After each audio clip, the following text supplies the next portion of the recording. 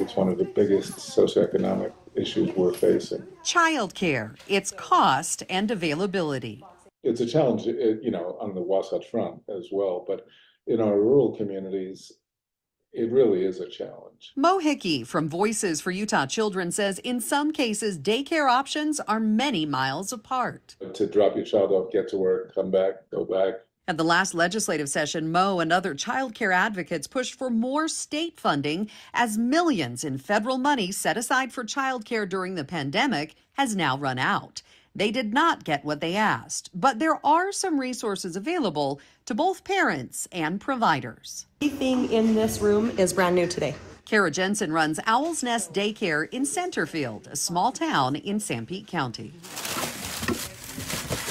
She just got a very large delivery this week thanks to a state-funded grant she applied for through the Department of Workforce Services.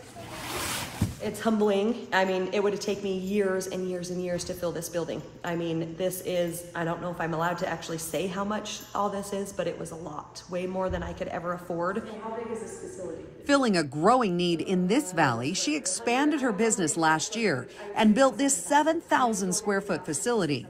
The grant is now helping her furnish and right here on the family farm. Parents have to work. Kara operated an in-home daycare the past 10 years, but had a 2-year wait list with so many people needing her help. You are a big girl, Zelda. Expanding to this much larger space last month to accommodate the growing demand.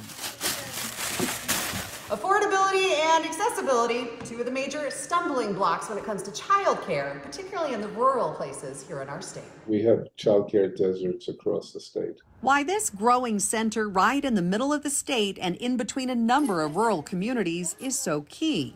Kara encouraging others to look into the grants and subsidies she didn't know about until someone told her. Find the grants because they are so worth it. I would recommend people go to the Department of Workforce Services website for childcare. That's at jobs.utah.gov. But Hickey warns more is still needed, encouraging state leaders to come up with a real plan moving forward. But we're going to have to do it, consistently across the state, but looking at the needs of the individual communities and seeing how we can address that. And money doesn't always fix everything, but in this case, it's needed. Reporting in Sanpete County, Amy Nay, Fox 13 News, Utah.